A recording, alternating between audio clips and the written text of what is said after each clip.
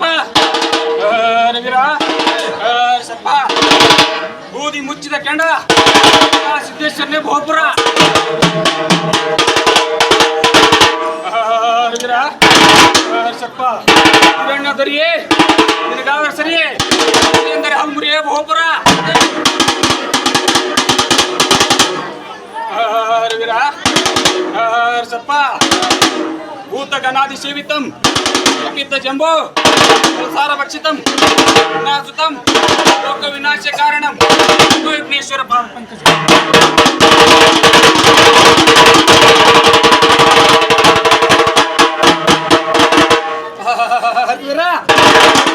ಸರ್ಪ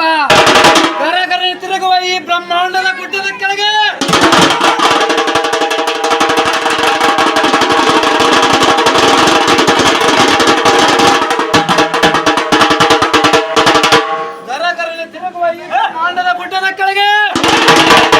ನಮ್ಮ ಶ್ರೀ ವೀರಭದ್ರ ದೇವರ ಗುಡಿ ಅಗ್ನಿಯ ದಿಕ್ಕಿಗೆ ಒಂದು ಬಾಗಿಲು ಅದಕ್ಕೆ ಸೂರ್ಯ ಕವಲ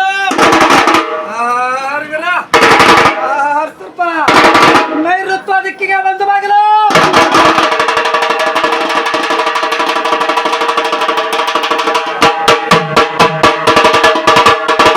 ಅದಕ್ಕೆ ರೇವಣ ಸಿದ್ದೇಶ್ವರನ ಕವಲು ವಿಸ್ತಾರ ದಿಕ್ಕಿಗೆ ಒಂದು ಬಾಗಿಲು ಅದಕ್ಕೆ ವಿಘ್ನೇಶ್ವರನ ಕವಲು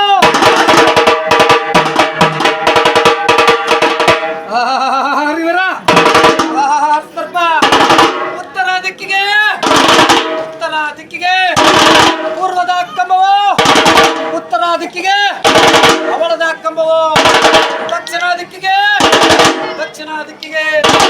ಸುವರ್ಣದ ಕಂಬವು ತಳತ್ತಳಿ ಹೊಳೆಯುತ್ತಿತ್ತು ಮಹಾದೇವರನ್ನ ಕೆಂಜುಡಿಯ ಉರಿಗಳು ಉರಿಯುತ್ತಿತ್ತು ಕಿರೀಟಕ್ಕೆ ವೇಕರತ್ತ ಬಿಟ್ಟಿತ್ತು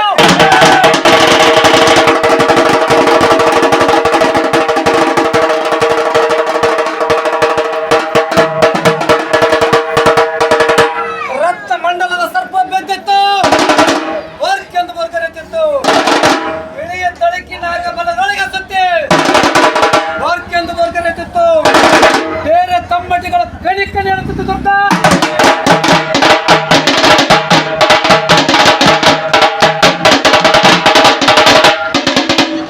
ವೀರಭದ್ರ ದೇವರ ಗುಡಿಯ ಮುಂದೆ 7 ಕಂಗೆಂದು ಜಂಗೆಂದು ವೇಕಾರ ನಾದ ಬಿಟ್ಟಿತ್ತು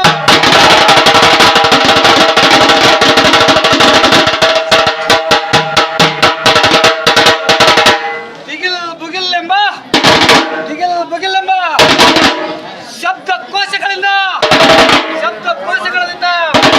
ಅಮರ ಗಣಂಗೆಗಳನ್ನು ಸಿಗಟ್ಟು ನೋಡುತ್ತಿದ್ದರು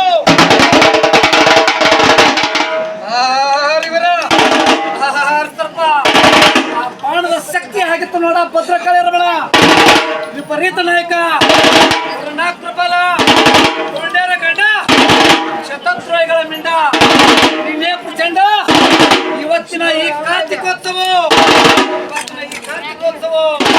ಸುಗಮವಾಗಿ ಸಾಗಲೆಂದು ನಮ್ಮ ಶ್ರೀ ವೀರಭದ್ರನ ಕಟ್ಟುವೆ ಸರ್ಪ ಕಾಯಕವಿಲ್ಲದ ಪುರುಷ ಕಸವಿಲ್ಲದ ಈ ಭೂಮಿಯಲ್ಲಿ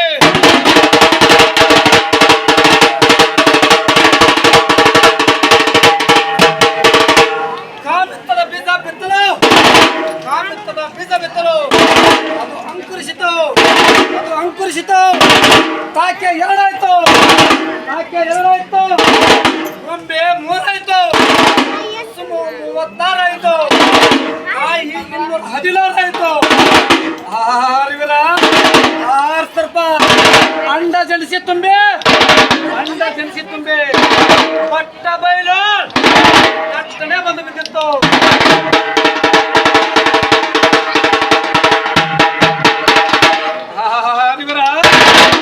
ಸರ್ಪ ಹಣ್ಣನ್ನು ನಾನು ಕೈಯಿಂದ ಮುಟ್ಟಿದ್ದೆ ಬಾಯಿಂದ ತಿಂದಿದ್ದೆ ಸವಿದನಾಗೆ ನಮ್ಮ ಶ್ರೀ ವೀರಭದ್ರ ಚಿಕ್ಕ ಹಂದಿಗೋಳದ ಚಿಕ್ಕ ಚೆನ್ನ ವೀರಭದ್ರನೇ ಬಹುಪುರ